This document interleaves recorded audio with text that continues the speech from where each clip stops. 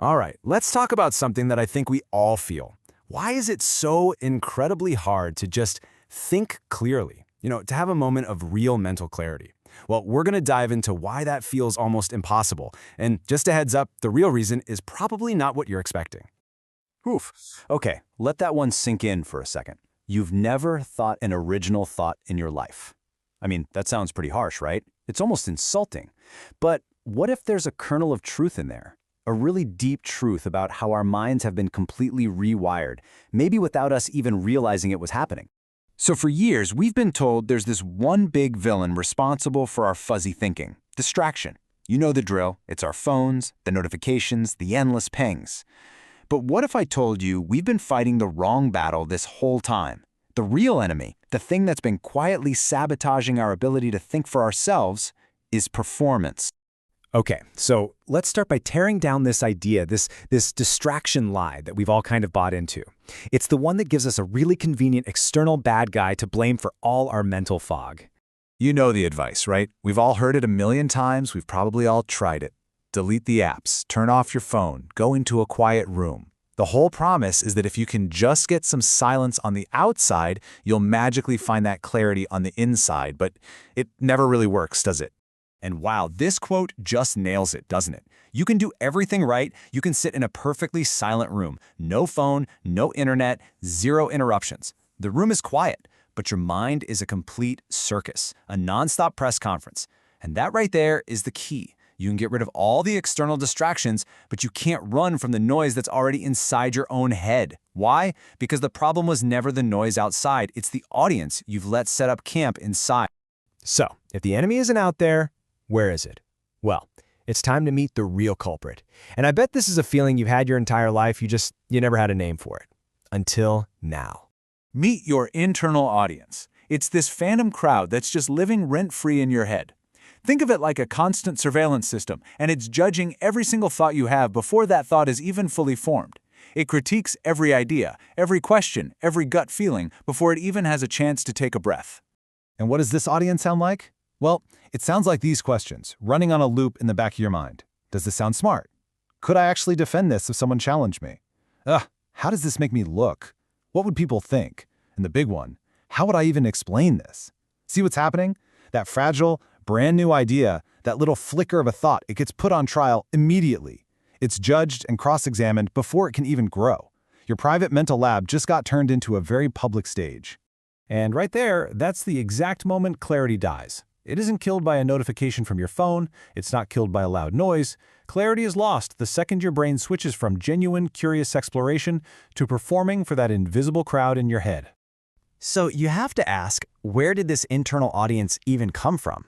I mean, we weren't born with it, right? Nope. It was trained into us, slowly but surely, by the world we've built. I mean, just look at how fast this all happened. Go back, say, 30 years or so. For most people, thoughts were a private thing. They happen in your own personal inner laboratory. Then the early internet came along with blogs and forums, and we started dipping our toes into thinking out loud, in public. And then the social media era hit. And our brains, being the amazing adaptation machines they are, started to figure out what performs well online. And what performs well? Speed, absolute certainty, and a little bit of controversy. And now, today, that entire performance has been internalized. The audience isn't just online anymore, it's with you, always. And the result of all this is that now, every single idea we have has to pass through these brutal mental filters. First, there's the defensibility filter. Can I defend this? Then the optics filter. How does this make me look? The palatability filter. Is this okay to say out loud? And finally, the coherence filter. Does this even match my personal brand? And this is exactly how original, messy, truly interesting thoughts get strangled in the crib. And this quote just gets to the heart of the whole problem, doesn't it? You simply cannot have a truly original thought at the exact same moment you're getting ready to defend it. The two acts, exploration and performance, they just can't happen at the same time. It's like you can't be discovering a brand new continent while you're also drawing up the maps and trying to sell condos on the beach. Okay, so that's the problem. It's a big one. So how on earth do we fix it?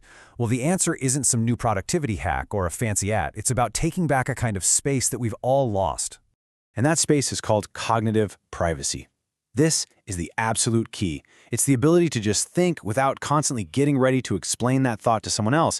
It's a mental space where your thoughts are allowed to be incomplete, totally contradictory, and even just plain wrong, all without judgment.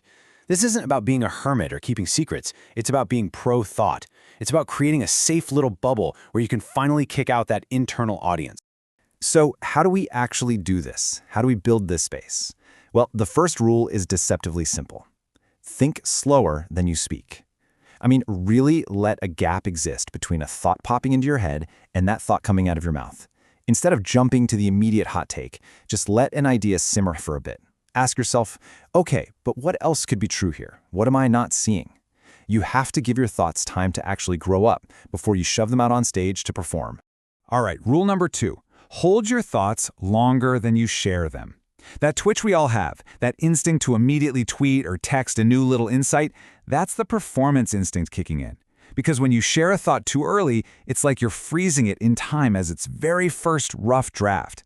But if you hold on to it, if you just live with it privately for a day or even a week, you give it a chance to evolve into something way richer, more interesting, maybe even the complete opposite of what you first thought. And now for the third and maybe the most radical rule of all. Stop trying to be understood. I know, that one sounds crazy, right? But think about it. The constant pressure to make your thoughts perfectly clear for other people forces you to simplify them, to sand off all the interesting, messy, contradictory edges. Here's the paradox. When you finally let go of that need for everyone else to get it, you create the space to finally understand yourself. You stop translating for the audience and you start actually listening to your own mind. So let's say you start doing this. What does it actually feel like when it starts to work? What does progress look like? Well, I can tell you it's probably not what you're expecting. It's not some kind of mental superpower. It's quieter than that. It's more like a slow, quiet return to yourself. So what are the signs that you're actually getting your mind back? Well, take a look at these. Notice how it's all about less. You'll find you have fewer instant hot take opinions. Your responses to things will get slower, more thoughtful. You'll actually have more unanswered questions, and you'll be okay with that. You'll feel less of a desperate need to be right all the time, and less of a desire to even be seen. You'll become comfortable with contradiction. And maybe the best part? You'll just feel less mentally exhausted. You're not losing your edge here. You're finding your center. And this all points to a really fundamental shift in what we think we're aiming for.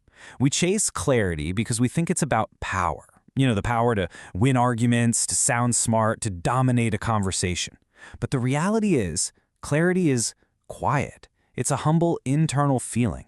It's the feeling of finally being at home in your own mind, totally free from that constant, nagging pressure to perform. And that really is the whole thing right there. The final, most important takeaway. True mental freedom, real clarity, it's not going to come from another focus hack or some week-long digital detox. It starts the moment you give yourself permission. Permission to have a thought that nobody else needs to see or like or validate or even understand. Clarity begins the moment you finally kick that audience out of your head and you start thinking truly just for yourself.